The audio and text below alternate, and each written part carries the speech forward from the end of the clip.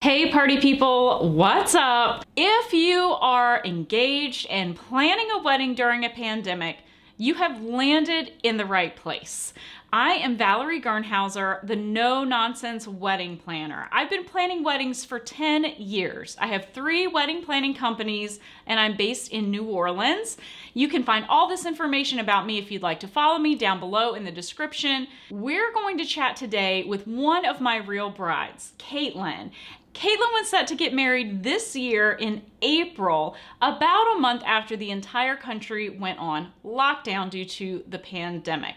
I interviewed her on my Instagram Live to talk to her about her decision-making process and some surprising benefits that she appreciated when she decided to keep her original wedding date and have a small micro wedding and push back the big celebration for her sequel wedding down the road. We're going to go over some things that may help you if you find yourself in a similar situation. So stick around to the end because I'm going to ask you the question of the day and I'd like to hear from you as well.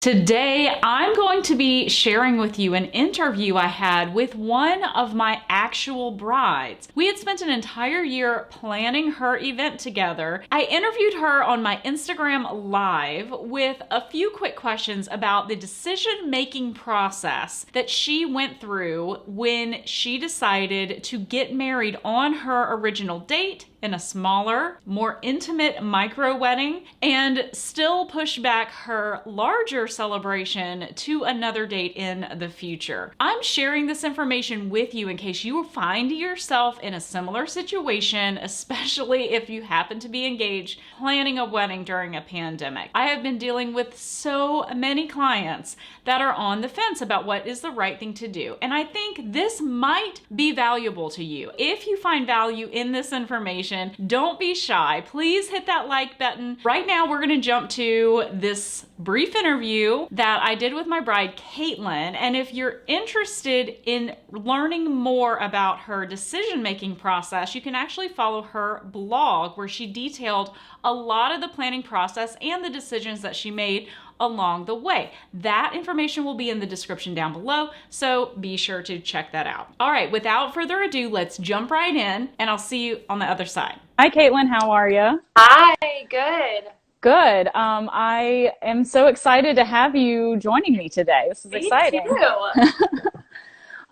It's great. Congratulations, by the way, on your newly married status. Thank you very much. I'm very excited. Good, good. So I wanted to jump on today because I don't know about you, but I have been flooded with questions from every angle about what you did this weekend. Right, yeah. And so I just wanted to chat with you because I feel like you might probably have been bombarded with some questions as well about what you did and the process. So I just wanted to sort of start by sharing some of that with our audiences and seeing if we can't get some of your story out there. Right. So we did get married this past Saturday, but not under our original circumstances. And so because of the CDC laws of 10 people or less, we had a ceremony, but there was no reception to follow. We had 4 guests and a photographer. And we had 2 of our 4 parents there watching from afar. We really didn't consider them guests because during the actual ceremony, they did sit in their cars watching from afar. And the other 2 parents were FaceTimed in, and we put all the phones on fold-out chairs for them to witness everything, as well as our wedding party. That's awesome. That's awesome. So one of the biggest questions I think I have gotten is how did this change your approach in the planning process? Because we were working on a full-fledged ceremony and reception at a venue with over 100 guests. for your same date. So how and when did you decide that you needed to sort of pivot with your planning process? Right. So I think 30 days prior, I was still hopeful that it would lift on the 13th, right before our wedding weekend. But we all know that that did not happen. So we were less than 30 days away when we realized we couldn't have the big wedding. So we sent out postponements, and Garrett and I just started talking back and forth, and we were either going to do something small with very little people there, or we were going to let the day pass. And I'm glad that we didn't, because I think that had we let the day pass, we would have actually felt like we missed out on something. And Right. this is a bit dramatic, but God forbid something happened to either of us and we were never allowed to exchange vows. So that was really important to me. And I'm a numbers person, and for some reason, I just couldn't let 4/18/20 go. So Well, there you go. So yeah. I'm glad that y'all actually pushed forward to be able to have this, as I know how important that date was for you. And I remember when we were discussing as the quarantine was sort of happening, and we would have our touch base phone calls with you and just checking in to see how you're doing. You were always very optimistic. And then it came to a point where we had to really look at the hard facts. And I remember, you saying, well, Garrett and I have to talk about this, and we have to really make a tough decision. What was Garrett saying to you about his perspective on this? He, when we were in the trenches and we realized there was a big shift coming, his main points about pushing the bigger wedding back an entire year was that he thought it would lose its momentum. We were less than 30 days away, so we were excited. Family had made travel plans. We were getting text messages, less than 30 days, less than 30 days. And so he was just really concerned that it might not be exciting if we were to wait an entire year. And so again, that small ceremony that we had on Saturday helped keep our excitement and our vibes high. And he, like everyone else, was just worried about everyone's safety, because a lot of his guests were coming in from out of town from California. So Right. And that's a big deal. A lot of our right. weddings that we're dealing with, we have half of our guests are coming in from out of state. Right. And with those people being, his parents being in that number is a big consideration too. And then, so I get a lot of questions about the pictures themselves that I've posted. And the photographer was really awesome to capture. I feel like what it easily could have been 150 people at that event. Right. But I know that it was small and intimate. And so were people 6 feet apart is one of the questions that we keep getting. So again, I feel like my situation is slightly different. We could have had up to 10, including Garrett and I, but we didn't. We only had 4 guests plus Garrett and I. And the 4 guests that we have, we're all family. My sister, his brother, Aaron and I are coworkers. And actually, when quarantine first started, I ended up stuck at her house for 2 days waiting to have a tire change, because that was in Old Mandeville, had a hole in my tire. So I started lockdown with Aaron and Josh.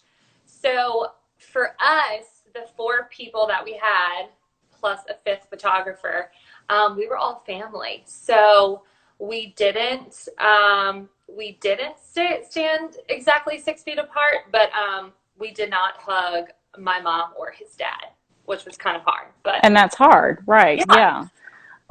So what do you feel like this means for the big day when it does happen? Do you think that this diminishes in any way the sort of celebration and the excitement? Do you think it enhances it even more so? What are your thoughts there? I do not think it diminishes anything. I think this almost like amped up the excitement. I kept getting texts from people in our wedding party who were supposed to be there and present, being like, okay, now I'm excited, like I'm ready.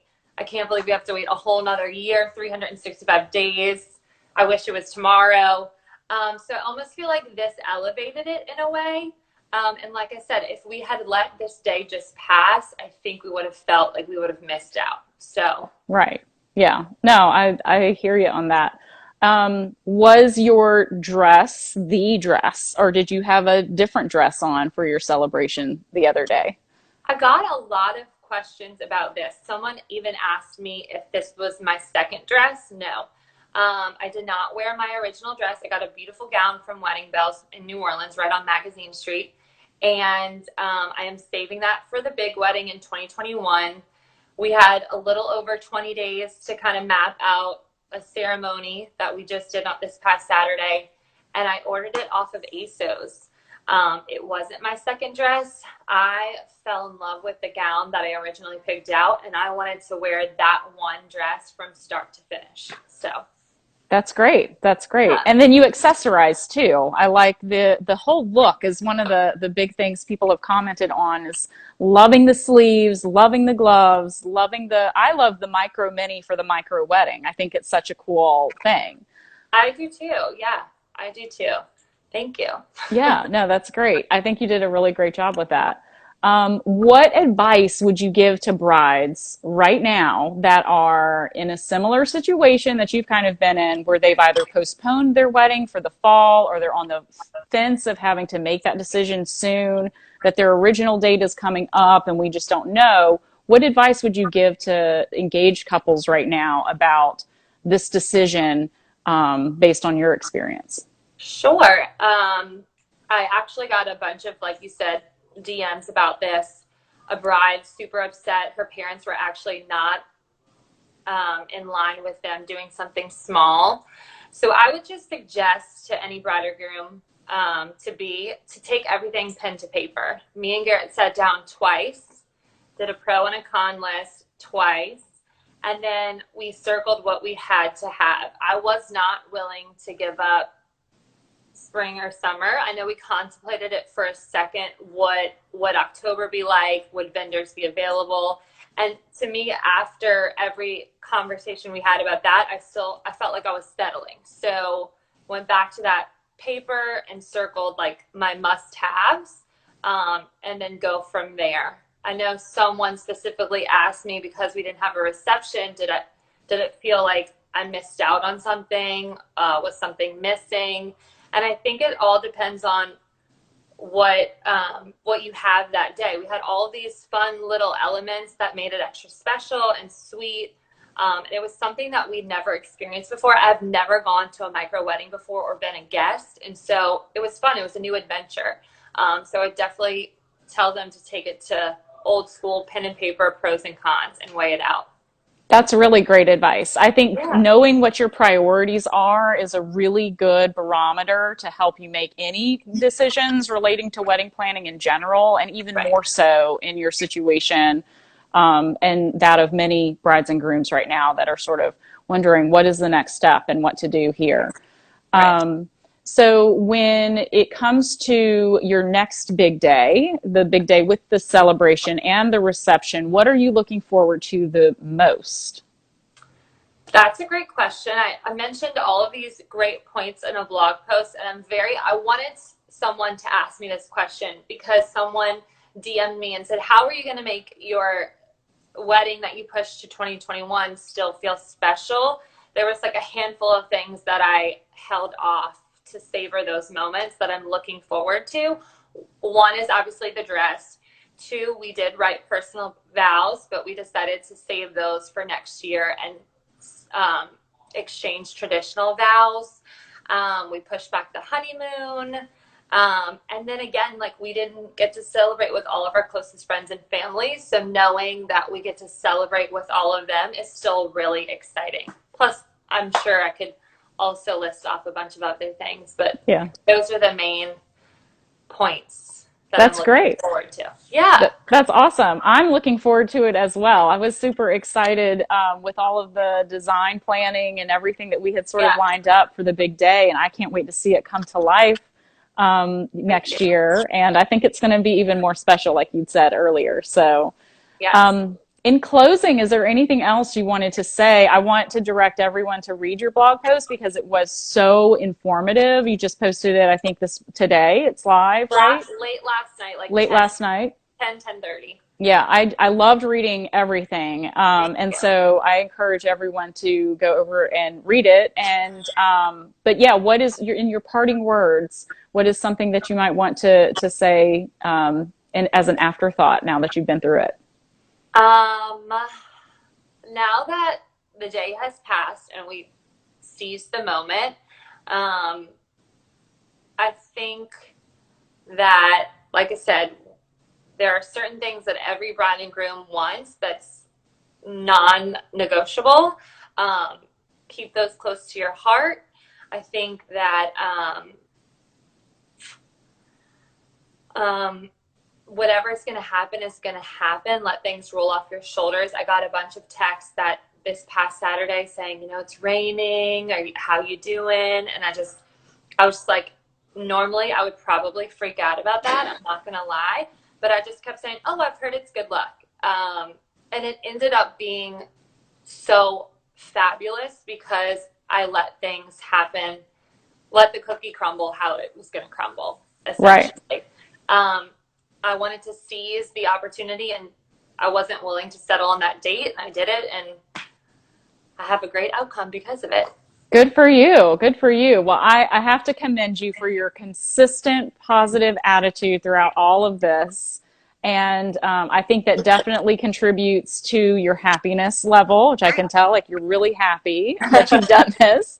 But yeah, thank you so much for sharing your story with us and with everyone. And I, again, encourage everyone to go read your blog posts. There's a lot of details in there about the decisions that you made. So thank you very much. This is fun. Good. Yes. Thank you so much. All right. Well, say hi to Garrett for me, and then we'll be chatting later. Yeah. Okay. All right. Bye. Bye. That was great. Thank you so much, Caitlyn, for joining us. So the question of the day, if you are engaged and planning a wedding in 2020 or 2021, are you opting to keep your wedding small so that you can keep your original wedding date, or are you pushing everything down the road to a future date so you can have the wedding you had envisioned? I want to hear from you. I want to know what you're thinking, and if you're struggling with anything in particular, also feel free to reach out to me. I want to serve as a resource for you, and I am reading the comments. So be sure to let me know what's on your mind. All right, that's it for me. Until next time, we'll see you later. Bye.